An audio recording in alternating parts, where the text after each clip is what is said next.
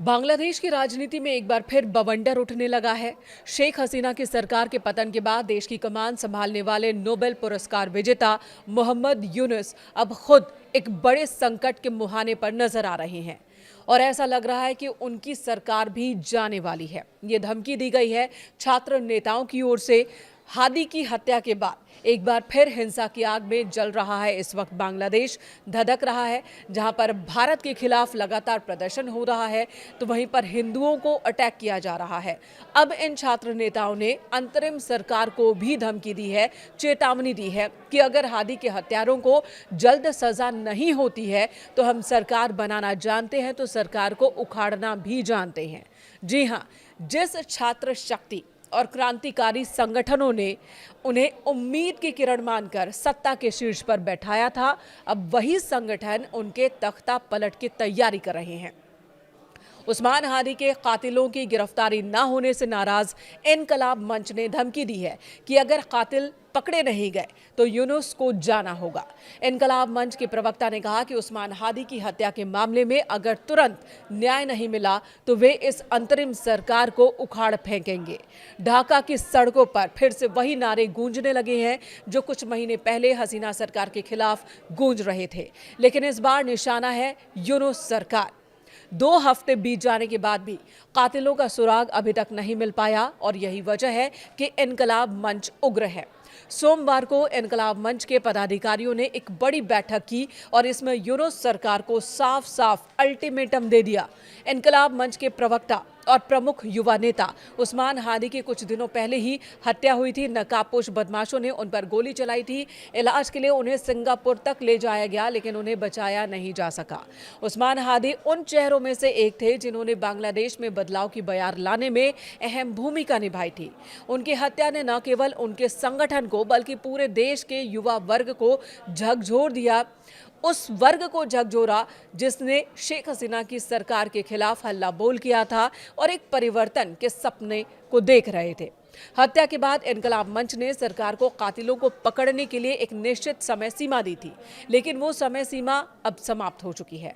Police के हाथ अब भी खाली हैं और इसी बात से नाराज होकर इनकलाब मंच ने अब आर पार की लड़ाई का ऐलान कर दिया है।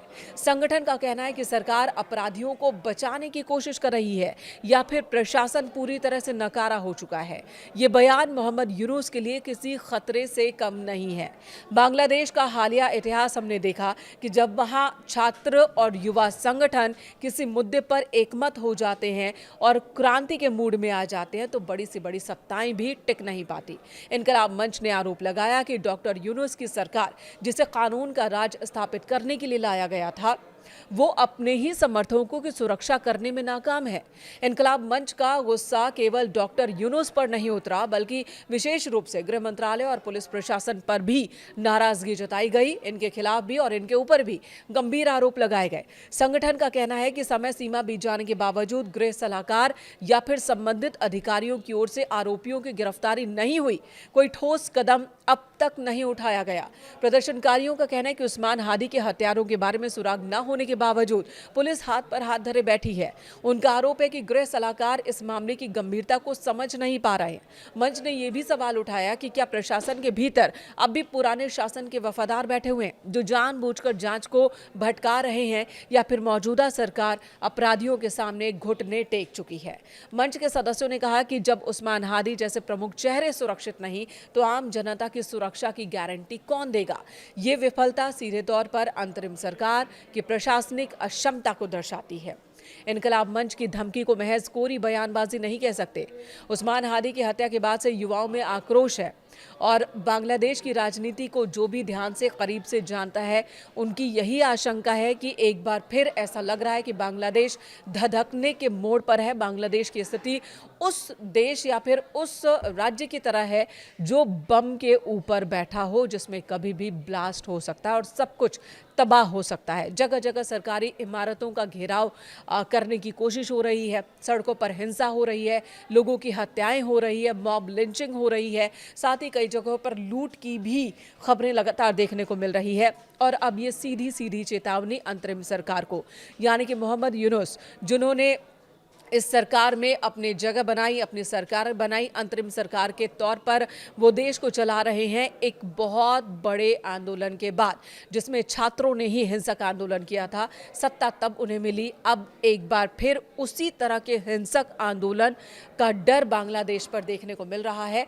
और यूनुस सरकार को जाना होगा, ये इनकलाब मंच का ऐलान है अगर बहुत जल्द हादी के हत्यारों को पकड़ा नहीं जाता है तो एक तरफ पूर्व प्रधानमंत्री शेख हसीना ने साफ साफ मोहम्मद यूनुस पर हमला किया, कहा कि वो ही कट्टरपंथियों को बढ़ावा दे रहे हैं और अगर ऐसा चलता रहा तो फिर बांग्लादेश का भविष्य खराब होने वाला है। इसके लिए उन्होंने मोहम्मद यूनुस को ही जिम्मेदार ठहराया, उनकी नीतियों को विफल बताया और साथ ही कहा कि वो बांग्लादेश नहीं जाने वाली है क्योंकि वहां पर उनकी राजनीतिक हत्या कर दी जाएगी। तो दूसरी तरफ छात्रों का गुस्सा भी मोहम्मद यूनुस पर ही भड़का है। इनका भी यही कहना है कि मोहम्मद यूनुस सरकार नहीं चला पा रहे हैं, ना तो अपने समर्थकों की सुरक्षा कर पा रहे हैं और ना ही हत्यारों को पकड़ पा रहे हैं।